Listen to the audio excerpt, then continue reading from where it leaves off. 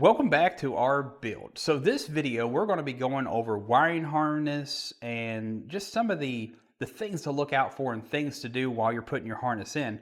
Now, I've already done a little bit of work underneath because where we're at in this garage is kind of impossible to film. So we're going to actually get it up in the air and we're going to go through items like the fuel system and how I have it routed. The O2 sensor, how it's installed, best placement for it, kind of how it's routed, and transmission harness and what goes on with the whole transmission harness and why it is the way it is. It's just in this position we got right here, we can't really do justice to what we're doing and explain it very well. So we'll put in some other videos on down the playlist a bit about those particular items. So I got the harness here, and as you can see, this was pre-installed. So there's a couple splices on here, some weird stuff. This is one of our test harnesses, but the principle still stays the same. We got good crimps, nothing soldered, nothing to vibrate and get brittle over time. We got good connectors on the end. This is for the positive and negative. These are going to go to the battery. The other end of these wires is actually on the other side of my radiator. So they come directly from the battery over to the other side of the radiator where they plug in, because that's where my ECU is going to be mounted at, as I've already mounted it. But same thing with the fuel pump power wire. It's already on that side of the vehicle. I kind of laid it out. I'll be putting the harness on here and explaining it a little bit more here just shortly. And then the switch 12 volt. We've had to go through this vehicle and figure out clean switched volt 12 sources with the key on through the cycle of starting and while it's starting and back. If it loses power anytime during that stroke, this is just a little logic trigger, really. It gives 12 volts and turns some stuff on. So if it sees an interruption in that, what it will do is it'll turn the ECU back off. And that's where you get in some of these aftermarket systems that you'll have a good clean install, or you think, and it starts up and dies, starts up and dies, starts up and dies. And that's where you start checking your 12 volt source to see if it's got an interruption in there. So some people, they do some funny things with time delay relays and all that. I would rather just change out the electrical portion of the ignition switch for the appropriate one that has the power through the full range. And you can actually Google search that, weirdly enough, and there's a lot of different examples of that, especially in, like, I want to say it was like old Chevelles. I think they had an interruption in there, and there's a switch out for that, but no worries. So let's talk about how I'm going to lay the harness out, and we're going to go through it from end to end and get into where we're hooking it up and where we're not hooking it up. So with that, hang in here with me. We're going to do the most information, and like the rest of our videos, if there's something in here that I'm not covering in the way you want, let us know, because we can make another video like really focusing on that subject. This is information for you, the people.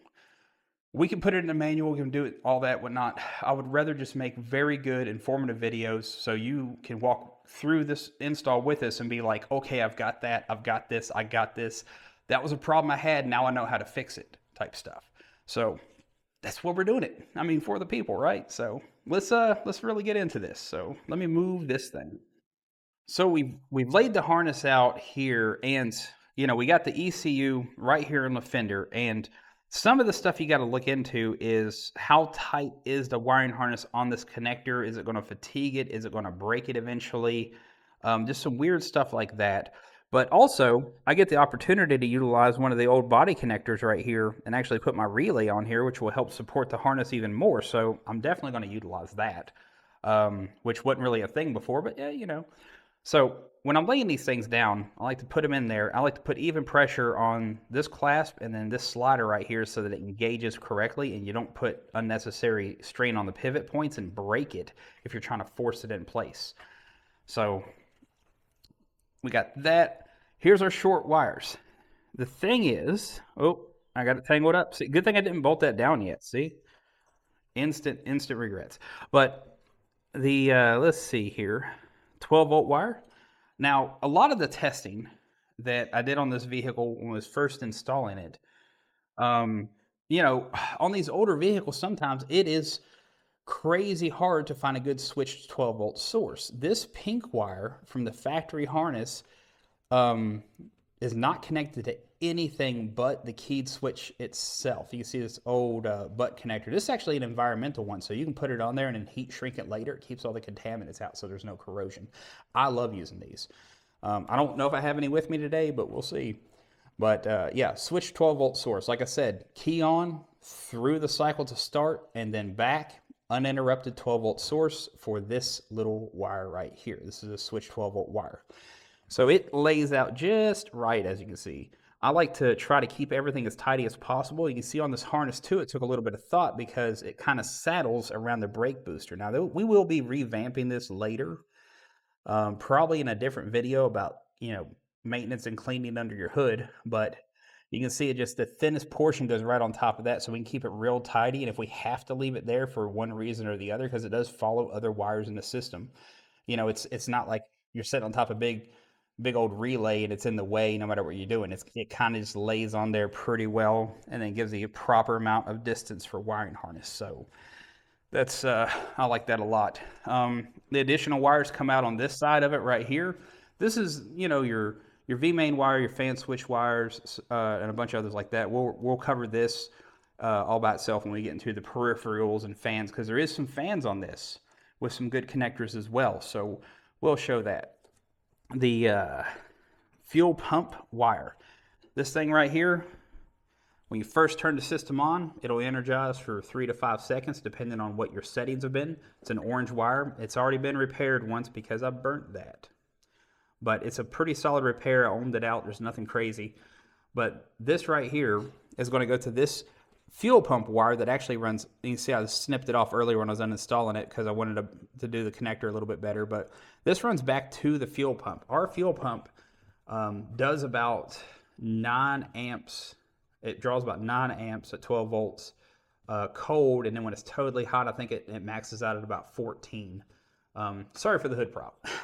But it does about 14 totally hot up to temperature doing a thing. So it's well within our range of how much we like to put on this wire. If you look at the wire gauge itself, which is medium gauge-ish, you can only run about a 20 amp fuel pump before it starts pulling voltage from the system and making heat and reducing the performance of the fuel pump and all that.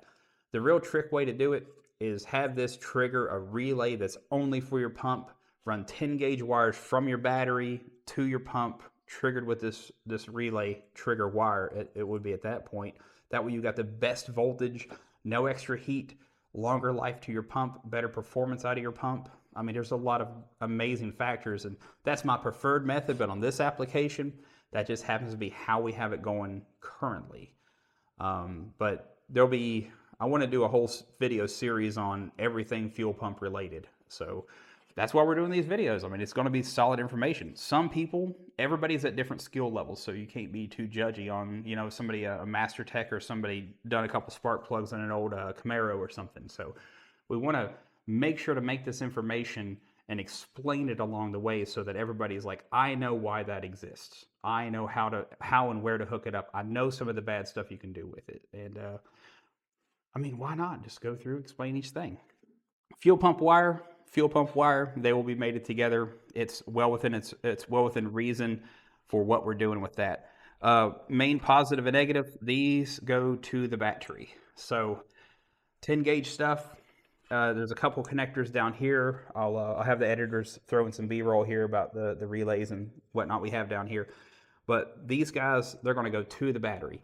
The reason they go to the battery and not like a lug like this that goes on the firewall is because when you have a solenoid, a starter, an AC compressor, an alternator, whatever it is, kicking on and off, supplying a whole bunch of dirty voltage, well, it will saturate a coil, and whenever that coil de-energizes, all that extra voltage got to go somewhere. And if it's on a lug on the firewall, and say your starter kicks back off, all that extra voltage has to go somewhere, and it's going to go to the path of least resistance. Some of it will go back to the battery, and the capacitance of the battery will take the hit. Not a big deal, like throwing a pebble in the ocean. But if you got it hooked to a lug up there, and that's where you're getting your main power source from on anybody's aftermarket fuel injection, doesn't matter whose it is. Even radios and stuff, aftermarket radios you put in classic cars, they'll go bad after a while, and then you figure out why. So that flyback voltage is going to go a bit to the battery and then back to the ECU, and it's going to let the magic smoke out on it, unfortunately. I've seen it a lot with multiple different manufacturers of this stuff, It's just a risk factor. So always put it to the battery. Instead of that lightning strike coming back through some kind of unilug over there and busting your ECU, that's going to go to the battery where these things are fed from, and this will get a little tickle of energy versus a massive jolt of energy. So the battery capacitance itself takes the hit for the system. And that's any sensitive electronics in here. You put an aftermarket radio in, you hook it to your starter, I'll give it about 3 months before that radio amp starts going bad. Same thing with aftermarket ECUs. It may work great for months, and then all of a sudden one day it's flashing funny and doing odd stuff and not communicating. You got to look at where your power's coming from. That's including the switch 12-volt wire. This one, if it's hooked to something dirty like an alternator, or if it's hooked to something else dirty like a fan.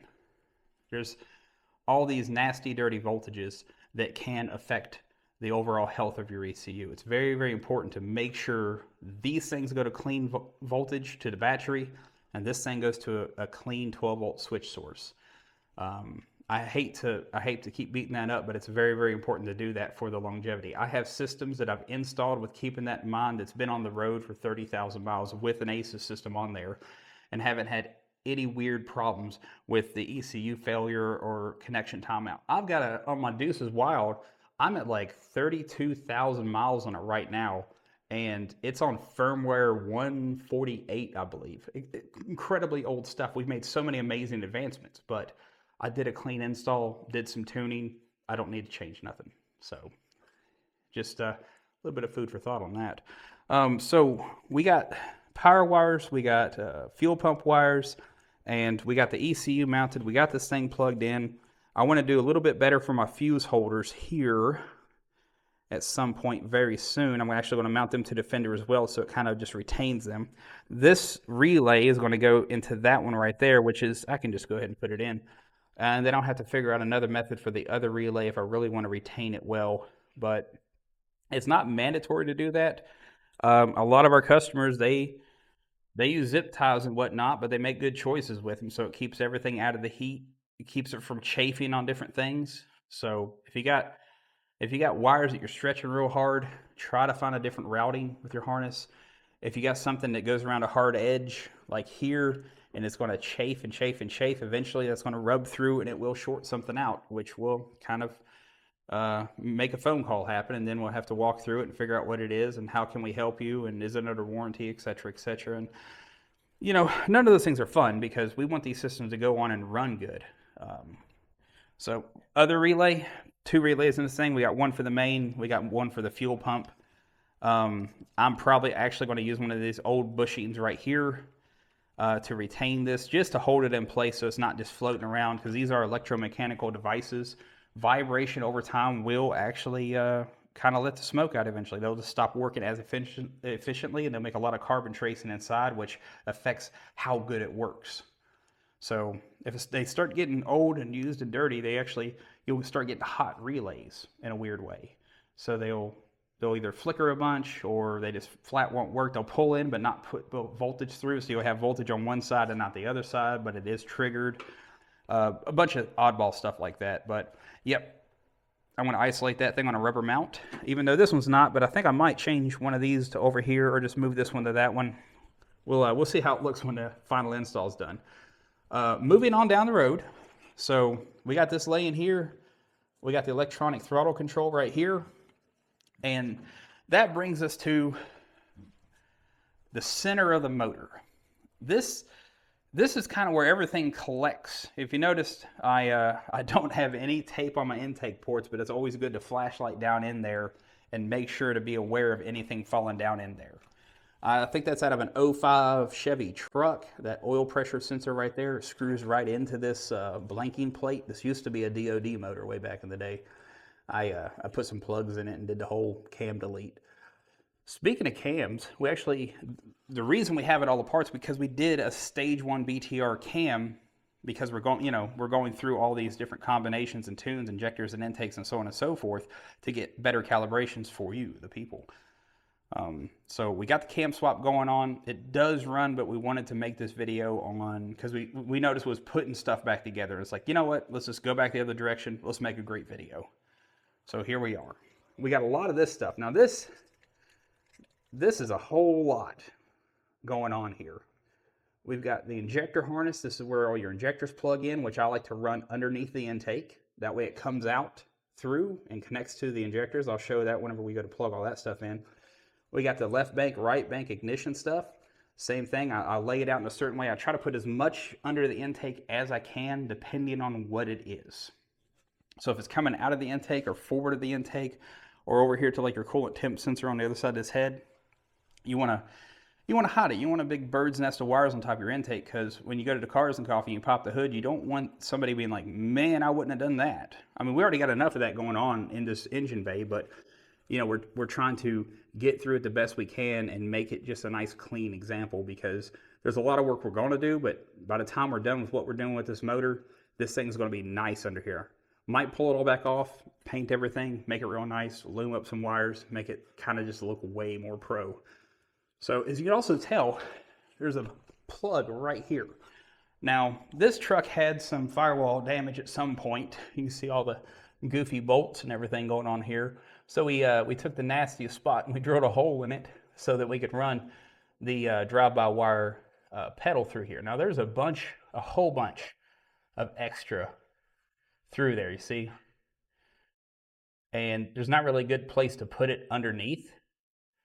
So I only use as much as I need with a service loop inside, one zip tie. That way if you need to move the pedal out the way, you can actually unmount it, snip your zip tie, and then you have range of motion. If anybody's done industrial maintenance, you know that most motors and actuators and things like that generally has about a 50 millimeter in diameter service loop.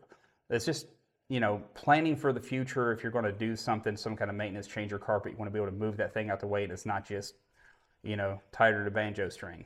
So got a lot of extra wire here. That's just because we didn't know what people were going to on average put it in, or where the pedal was going to be positioned. So we added, I think about probably an extra foot or so to this right here. That way we're not got this big clob of big collection of wiring, and it's hard to hide. So we added a lot of extra room. The other end of this electronic throttle body, as you can see, we added same thing, a whole lot of extra. So it actually is enough to run off the front of the vehicle, but you know, you keep everything tidy, keep a good zip tie on it, keep it laying in the valley real nice, the intake goes on, nothing's in the way, everything comes through and looks real pro. You can see here where I was moving stuff around when I did it and incidentally melted a little bit, but it's not through the insulation, it's on the shielding. That's another good reason to have this stuff on there. It does pretty good with heat, but you put it on a lot of heat like I did, yeah, it'll do it. Just risk factors, things to look out for. This right here is going to plug into the throttle body. You'll see when we put the intake on and why I have the throttle body, and kind of what I meant about when I talked about the rails, about where they're all positioned at, because it only fits in one spot because of the alternator, because of this pulley. All right, so we're back under the hood. I moved a few things around. We got from the back, from underneath, O2 sensor, separate video, and let's see, we got the electronic throttle control. Literally plugs in here. So as we go across this engine, doing this one-handed is tough. There we go. We go across this, we got this. I got a little bit of loop of wire here that's going to help me support this. I incidentally pulled some insulation off. Not a big deal if you do. I did. I might want to fix that later. But we got this and the main harness. You can see it all kind of ties together real nice, so you can keep a nice tidy harness going on. And then we got the other end of it to the right. See here, oh, this one. This one's for the cam sensor, which is plugged in on the face. Really hard to see in video. We can try to get it and then just kind of bloop right there, the way it looks. But the stuff I already have hooked up. O2 sensor, cam and crank sensor. This is a 58X4 motor, so it uses a long harness. And we got the harness laying here, main harness. So you can see it's way tidier than it was just a second ago already. We got the trans connector. And we have the cam and crank sensor connector right here. So we can get these in and start figuring out where we need to move stuff around. We got the transmission vent here too that is not connected. We need to put that on there. So let's see. Let's plug something in. I like to route it all on this side in the center of the oil pressure sensor. That way it's not down here at a weird angle, because it's real sharp down here. We got to keep that in mind. You don't want stuff to chafe over time. And also, we got the knock sensors. We're not using knock sensors on this engine, even though it has them. We're just not plugging them in. I'm going to do a whole thing about knock sensors later on in these video series. So there's a lot more to that. Let's see here. We got injectors. We got transmission. Here's our transmission connector. So we're going to end up right here with that connector. This is the newer connector. This newer connector, the older ones had a filter built in line of the harness to improve VSS signal. And the modern ones, we got rid of that from the harness, updated it to a way better connector that's not this wide, and put the filter in the ECU itself. So that's actually inside of the ECU. And that was only done, I believe, last October. So if you got an older system, you'll have a bigger connector. It has a filter in line. Those things, they're in there. We still have a few in the warehouse for warranty reasons, but this is the ultimate update for all that. We're looking for the next cut plug. Here we go. This is our cam and crank. You want to be mindful of how these things come out of the harness, so you're not barber poling the whole harness and it just turns into a big knot, because that'll eventually just give you a headache of you're trying to make it look nice and it's just not nice. So 2 clean connectors right here. We got the cam and crank right here. That's all nice. I can tuck that in, zip tie them together, make it real clean. And then we have a little bit of extra here for the cam sensor. Same thing. We can hide a lot of this stuff in here and incorporate it into that big old main cord that's going to run down the center of this valley. So we got the oil sensor, which here's the locator tab, plugs in like that. On these 3-pin ones, TPS, oil pressure, fuel pressure transducer, the plug looks like this. If that gray cap is missing, check your connector to make sure it just didn't get pulled off, because if you pull it at an angle, it'll like kind of move the locator tabs, and you'll pull it out and it won't have it on there, and you'll have quite a time trying to get it plugged back in because it seems like it won't fit. So let's see here. We got TPS, PPS. We're not using those on this, but we are using the coolant temp sensor. This is another long one. So this one is going to end up folding back into this and not being utilized, but this one right here is going to kind of weed through. It's going to come through this side of the alternator right here. This guy goes on the side of the head. So you see I got that laid out pretty slick there. So we're already starting to get a really good idea of how this is going. The O2 sensor, which, let's see. Here's the connector. We put extra length in this thing so that just in case you got some kind of weird oddball, it's laid out real funny situation, but we still got the O2 sensor here. This other end goes all the way down to the pipe. The way it's routed right now, we just ended up with this much extra. You see where I've dropped it once before and melted it. I cleaned it up. I checked the pins, made sure nothing else was damaged. It's in good health here, so it clicks together and works really good. So it just, as you can see, we're starting to really kind of get everything organized and centered here. Let's see, this one right here. This is the wideband number 2. It's not going to be utilized in this one because we're only going to go with one O2 sensor. There is an old O2 sensor in the harness, in the pipe, but we're not going to use this second one on this particular build. And then we end up with all these extras back here.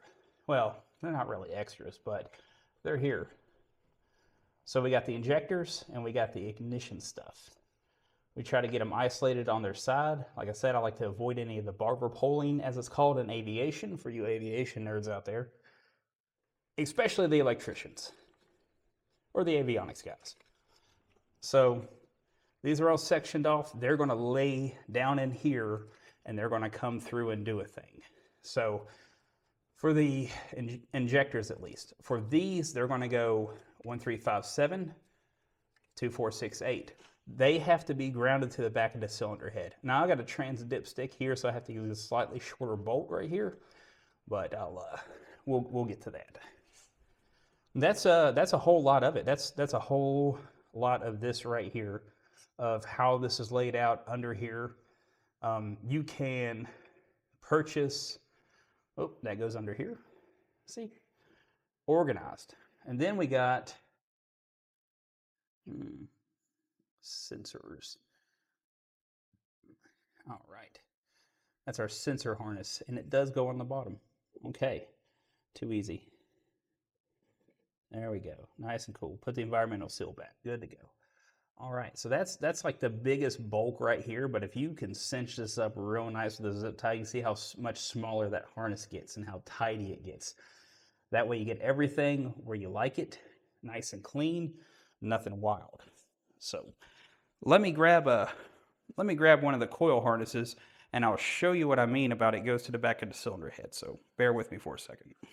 So anywho, here we are looking at the motor and we're doing a bit of harness work, as this video is all about the harness.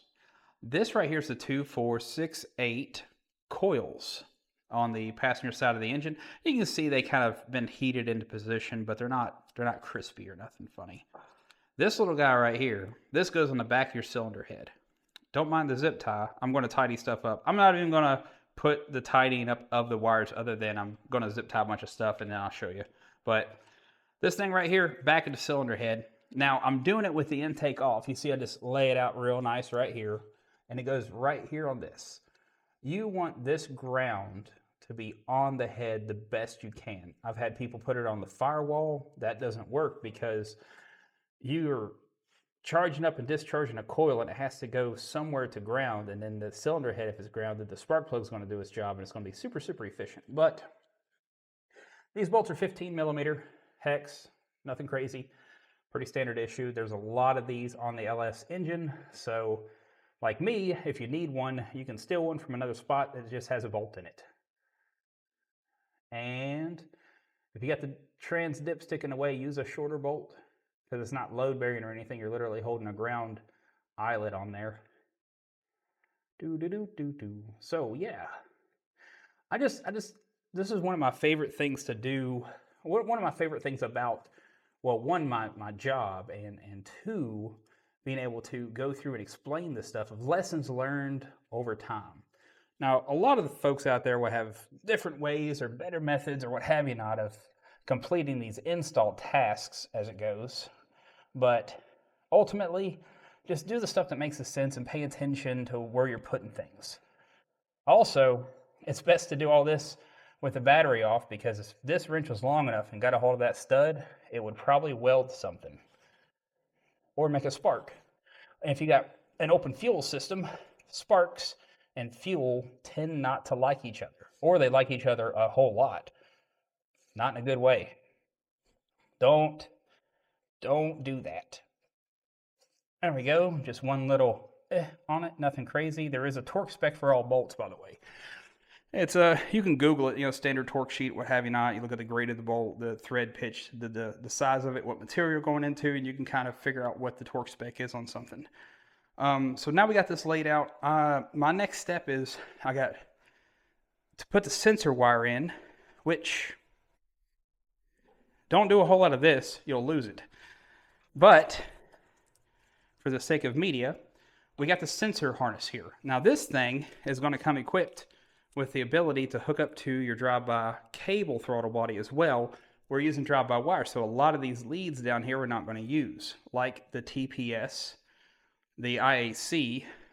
We are going to be using the IAT when I put the air filter on this at some point, but mainly the map. This is a connector for the 3-bar map, the 1041 here. It's like a 2.7 bar map sensor, good for boost. If you got some mild boost going on, one big single or two small twins or what have you not, works pretty good. It keeps it in range. We don't have any boost control yet, but we are going to be doing a bit of boosted tuning on a friend of mine's car in one of these video series. So when we get into the tuning side of it all, which is going to be phenomenal, we're going to go NA through the handheld, then through the laptop tuning software, and then LS 6-liter turbo laptop tuning, how to scale it and kind of get everything wrapped real good. So this will go on the back of the intake. You got to keep that in mind.